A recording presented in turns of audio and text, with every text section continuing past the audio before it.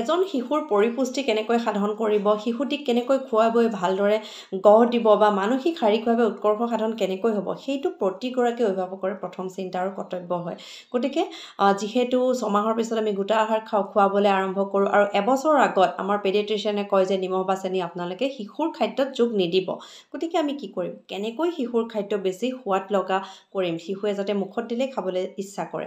ইয়াৰ কাৰণে কেইটামান সৰু সৰু টিপছ আজি আপোনালোকক মই জনাম। আশা কৰোঁ ভিডিঅ'টো আপোনালোকৰ কাৰণে ইনফৰ্মেটিভ হ'ব। যদি ভাল লাগে ভিডিঅ'টো আনলৈ শ্বেয়াৰ কৰি এই কথাখিনি জনাত সহায় কৰিব।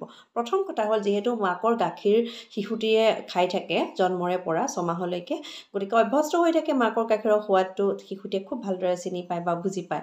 গতিকে শিশুৰ কাৰণে যিখিনি খাদ্য আপুনি প্ৰস্তুত কৰে, জলপানেই হওক খিচিৰিয়েই হওক যিয়ে নহওক, তাত মাকৰ ব্ৰেষ্ট মিল্ক অলপ যদি আপোনালোকে এক্সপ্ৰেছ কৰি মিহলাই দিব পাৰে, তেতিয়া শিশুটিয়ে বহুত বেছি সোৱাদ পায় খাবলৈ আৰু শিশুটিয়ে খাবলৈ ভালদৰে মন কৰে।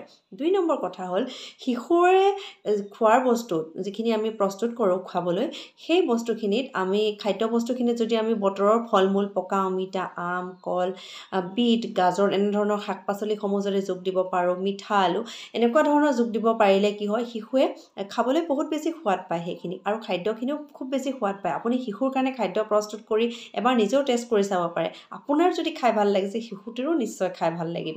গতিকে তেনেদৰে আপোনালোকে বতৰৰ শাক পাচলি বা যিখিনি আমাৰ ফল মূল আছে সেইখিনি আপোনালোকে তাৰ লগত যোগ কৰি পেলাই শিশুটোক যিকোনো ধৰণৰ খাদ্য আপোনালোকে ৰান্ধি খুৱাব পাৰে আৰু শিশুটোৱে নিশ্চয় এনজয় কৰি খাব।